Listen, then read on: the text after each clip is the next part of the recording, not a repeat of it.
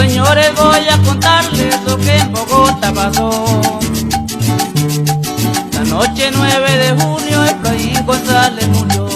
Lo enterraron en Yopal, donde entierran a los guapos, en medio de un regimiento y lo cuidan más de 4. Así dice la canción que prohibiera el gobierno nacional y que hacía referencia al rebelde más grande que ha tenido la historia colombiana. Había nacido en un pueblo llamado Jesús María en Santander. Prestó sus servicios en el ejército, llegando a ser cabo primero y fue testigo presencial de la muerte violenta de su padre, su hijo y su madre. Tal vez esto ayudó a endurecer su corazón. Se volvió un chusmero, un rebelde, un bandolero, en contra del Estado, robaba a los ricos y les daba a los pobres. Enfrentaba al igual al ejército que a la policía, con una característica, que los enfrentaba solo. Esa era su esencia, era un solitario. Aunque en algunos momentos tuvo grupos pequeños, él era solo.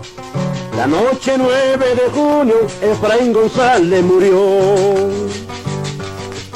Él era un hombre formal, querido por mucha gente. En un principio el gobierno supo de su existencia y hasta trabajó con él cuando había que hacer algo ilegal. Trabajó también en lo mismo con los esmeralderos del occidente de Boyacá y en Chiquinquirá.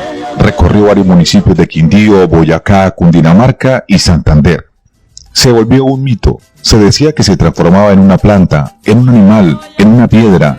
Se disfrazaba de pordiosero, de cura y hasta de monja. Por eso sus apodos, el Siete Colores, Don Juan, el hermano Juanito o simplemente su nombre, Efraín González.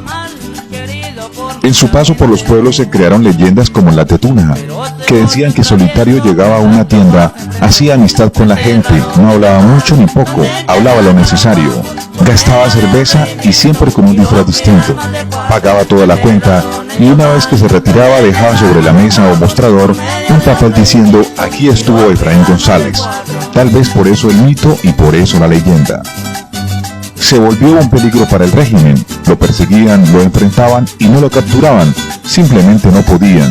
Su astucia, su habilidad e inteligencia, sumado al mito que se había creado, hacía que el enfrentarse a él fuera motivo de miedo, de temor, de enfrentar a algo más allá que un ser humano. Cuando lo emboscaban, parecía que estaban contra muchos hombres porque respondía al fuego desde varios lugares al mismo tiempo. No se entendía por qué un solo hombre podía hacer esto. Era algo sobrehumano. En plenos combates salía a correr un gato negro y él desaparecía o simplemente no había más respuesta al fuego y cuando se acercaban ya no estaba, no aparecía, se había esfumado o tal vez transformado en roca o en árbol o en murciélago o en arcoíris o en mariposas.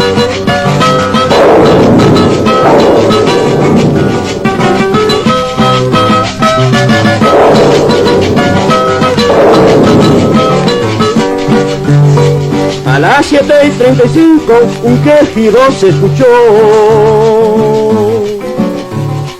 Era aquel santanderiano González que se murió.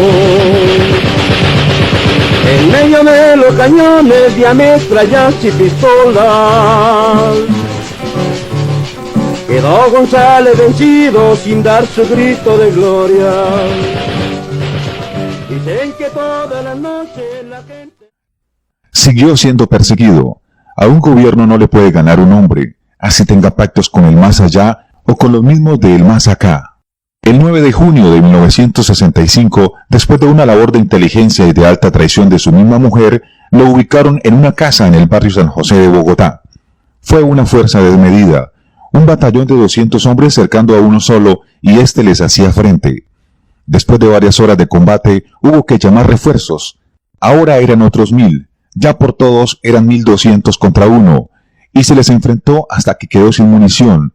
Se les había escapado a los más de 5000 tiros de fusil, a los más de 50 disparos de cañón antiaéreo enviados por un tanque de guerra, a los gases lacrimógenos que cayeron en la casa mientras ellos seguían disparando sin saberlo.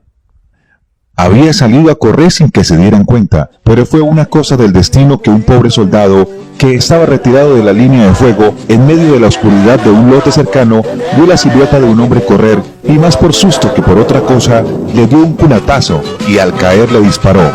Y allí, sin saberlo y sin pensarlo, quedó tirado el cuerpo del último y más grande bandolero que tuvo la historia colombiana.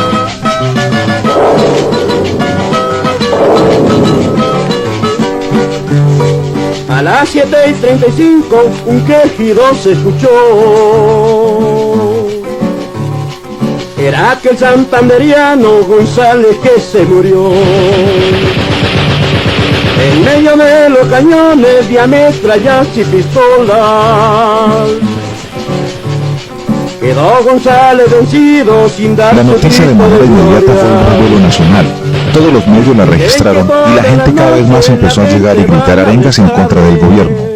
Hubo necesidad de traer mucha policía para acordonar la zona. Esto era un problema de seguridad nacional.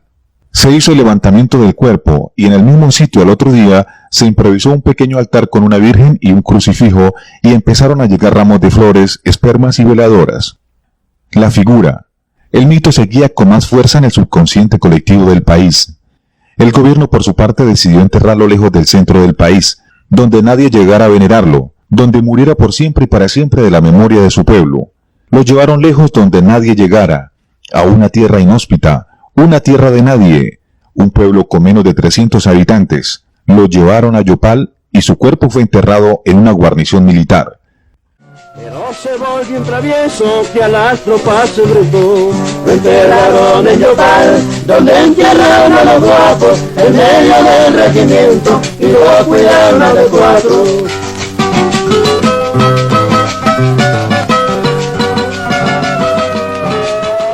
La tumba la cuidaban día y noche 6 soldados. Había que evitar que se llevaran su cuerpo o que lo convirtieran en un mártir. El tiempo acabó con el mito. Ya poco lo recuerdan. Ya la tumba está abandonada y nadie la cuida. Ya Yopal es una gran ciudad y solo queda una cantante que va de tienda en tienda cantando para que le paguen. Y si alguien le pide de su repertorio la canción de Efraín González, temerosa mira a lado y lado, como asegurándose de que alguien no la vaya a ver o escuchar, y sin saber quién es ese alguien, se decide a cantar, y después que termina, aún temerosa cobra lo suyo y se va, quizás queriendo que nadie más le vuelva a pedir esa canción, o quizás queriendo que todo el mundo la pida, y ella pueda decir con orgullo que es de las pocas personas en Colombia que se sabe una canción, que el gobierno nacional prohibió después de que fuera grabada en honor al bandolero más grande que tuvo el país, en honor a Carlos Efraín González Telles, el mito, el bandolero, la historia, la leyenda, el 7 colores. En medio del regimiento que lo cuidan más de 4. Lo enteraron en Yopal, donde entierran a los guapos, en medio del regimiento que lo cuidan más de 4.